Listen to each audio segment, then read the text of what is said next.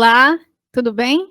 Eu sou a professora Érica Regina, professora formadora do Centro de Formação Antonino Freire, e nessa aula a gente vai dar continuidade sobre esse tema da relação da BNCC com os currículos.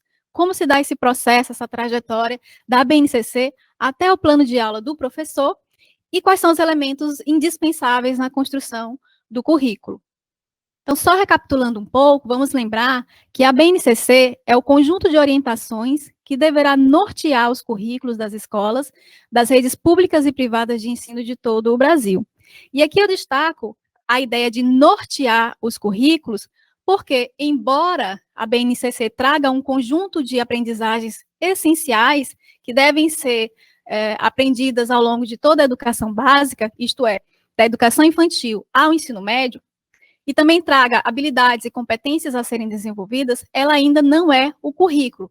Ela é um caminho, né, ela traz indicações de como o currículo deve ser construído. Então, ela vai trazer, além desse conjunto de aprendizagens essenciais, né, as diretrizes, os nortes para a construção dos currículos, vai trazer os objetivos, deixa eu voltar aqui, vai trazer os objetivos da educação, né, quais são os novos caminhos para a educação a partir de então. E como a educação deve ser conduzida a partir, né, da BNCC, a partir desses novos princípios e valores que a BNCC vai indicar. O currículo, por sua vez, de acordo com o que a gente já estudou ao longo desse curso, pode ser entendido como o conjunto de experiências que serão construídas e ofertadas no cotidiano das escolas. São os conteúdos, as atividades, as experiências, as competências, as habilidades que vão ser trabalhadas em um contexto mais específico, o contexto das escolas e das redes de ensino. Sempre considerando o contexto, né, as demandas, as características dos alunos, de modo que essa construção dos currículos seja dialogada, né, não aconteça de cima para baixo, de forma vertical, sem considerar as vozes, os interesses e as demandas dos estudantes, porque quando isso acontece, corre um sério risco de a aprendizagem não ser significativa. Então, daí a necessidade dessa relação dialógica entre educadores e educandos na hora de construir, na hora de decidir, tomar as decisões para a construção dos currículos. Então, a BNCC, ela tem como objetivo mais amplo, mais global, o desenvolvimento pleno do estudante, ou seja, em suas múltiplas dimensões, não só a intelectual, mas também a física, a cultural, a emocional, a afetiva e etc. Com vistas, é claro, à construção de uma sociedade melhor, mais justa e mais igualitária. Então, como objetivo específico, ou seja, uma forma de alcançar esse objetivo mais global, essa transformação social, ela vai servir como referência para a construção do currículo e das propostas pedagógicas das escolas, ou seja, ela vai ser, né, o norte, o caminho para que essa transformação social, essa melhoria no desempenho dos estudantes, essa formação do sujeito aconteça. Então, ela vai fundamentar a concepção, a formulação, a implementação, a avaliação e a revisão das propostas, né, dos currículos locais. Então, currículo e BNCC têm papéis complementares nesse processo de formação integral dos sujeitos, dos estudantes. A BNCC, mais especificamente, além de tudo, ela vai trazer um conjunto de aprendizagens essenciais. Quando se fala em aprendizagens essenciais, não se fala exatamente, não é a mesma coisa de aprendizagens mínimas. São conhecimentos indispensáveis, na verdade, para o pleno desenvolvimento dos estudantes. Os currículos, por sua vez, além dessas aprendizagens essenciais, eles vão trazer saberes regionais, né, contextualizados à região, né, ao lugar onde os estudantes estão, de modo a fazer a proporcionar uma aprendizagem mais significativa. Então, todo o processo, ele está alicerçado na comunhão de princípios e valores que estão diretamente relacionados com a formação e o desenvolvimento humano global, em todas as suas dimensões. Então, quando a BNCC foi homologada, as redes e os sistemas de ensino tiveram a tarefa de reformular ou de construir os seus currículos com base nas premissas que a BNCC indicou. né? A gente viu anteriormente quais são os fundamentos pedagógicos da BNCC, educação integral e o ensino por competência.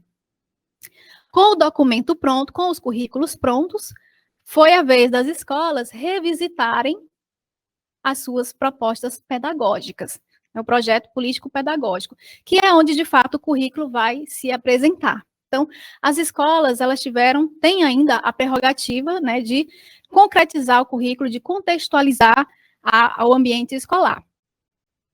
E também de fundamentar o plano de aula dos professores. Então, até chegar ao plano de aula, a BNCC ela passa por duas etapas, que é os currículos locais, os currículos regionais, estaduais ou municipais, e a proposta pedagógica da escola. Então, esse conjunto hierárquico precisa estar devidamente alinhado para quê? Que a sala de aula, porque o plano de aula do professor, né, atenda às premissas e às diretrizes que a BNCC propõe.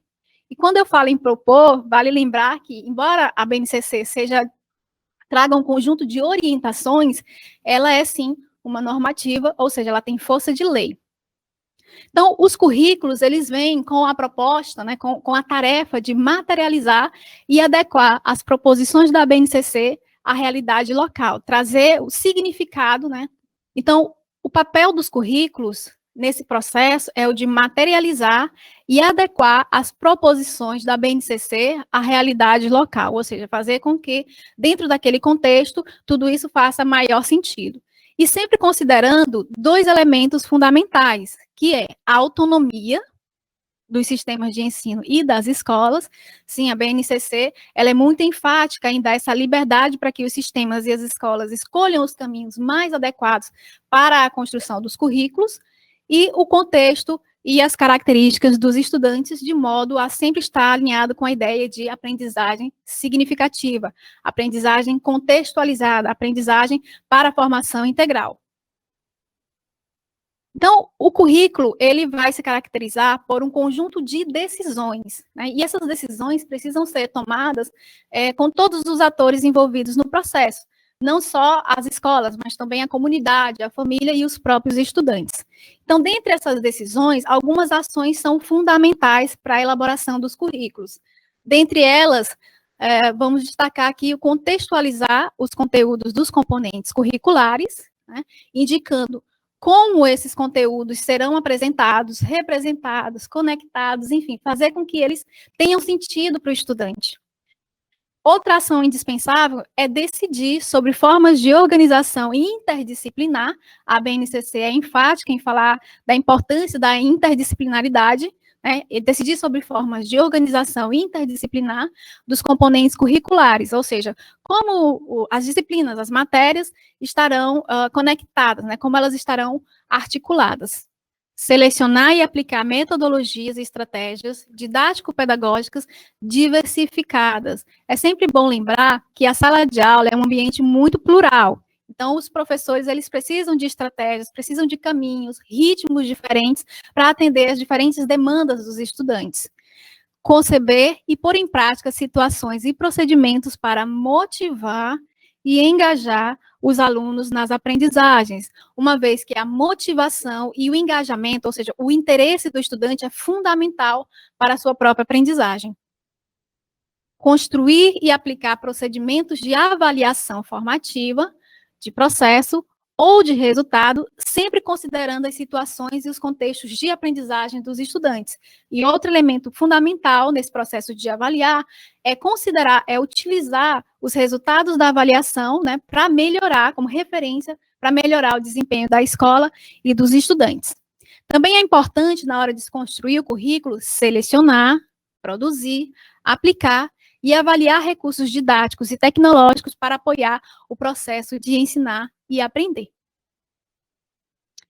Também é fundamental criar e disponibilizar materiais de orientação para os professores. E por que isso? Para facilitar, né, para fazer com que o professor se sinta mais seguro na hora de aplicar as orientações, na hora de aplicar o currículo em sala de aula. Bem como manter processos permanentes de formação docente. Esse é um aspecto fundamental para o constante aperfeiçoamento do professor e também para que ele possa compreender melhor essa estrutura da BNCC, esses princípios, né, quais são os caminhos a seguir, enfim, sempre em constante formação. Além destes, nós precisamos também destacar 2 pontos que são essenciais na construção dos currículos.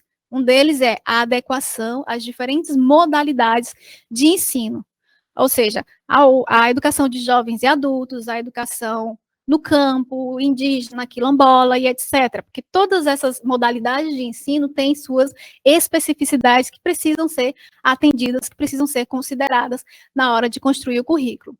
Além disso, também é importante que os currículos tragam uma abordagem de temas contemporâneos que impactam a vida humana, né? Dentre eles, o direito da educação, dentre eles, o direito da criança e do adolescente, educação para o trânsito, educação ambiental, educação alimentar e nutricional, processo de envelhecimento, respeito e valorização do idoso, educação em direitos humanos, dentre outras. A ideia, a proposta é que esses temas contemporâneos sejam inseridos, né, sejam abordados pelo currículo de forma integradora e transversal. Então, resumindo, essa trajetória, né, da BNCC até o plano de aula, ou seja, até a sala de aula, até o momento em que o estudante tem contato com essas novas, com essa diretriz, enfim, ela vai passar por 2 etapas antes de chegar em sala de aula, que é o currículo, né, a construção ou a reformulação dos currículos das redes e sistemas de ensino, e o projeto que vai orientar, na verdade, as propostas pedagógicas, né, a readaptação, a adaptação das propostas pedagógicas que vão trazer aqui, né, as referências para o plano de aula, de modo que o plano de aula vai estar necessariamente alinhada às premissas da BNCC, seguindo essa trajetória, tá certo? Então, o resumo dessa trajetória, né, do plano de aula, alinhado com a BNCC, perpassa por 2 etapas posteriores à própria BNCC, né? A BNCC orienta, desculpem, deixa eu colocar o marca-texto. A BNCC orienta e fundamenta a construção dos currículos das redes de ensino e dos sistemas de ensino, que, por sua vez, orientam a reformulação, né, a revisão das propostas pedagógicas das escolas, que vão orientar o plano de aula do professor. Né? Então, é isso. Espero que tenha ficado claro. A gente segue com a nossa programação e agradecemos por sua atenção. Obrigada.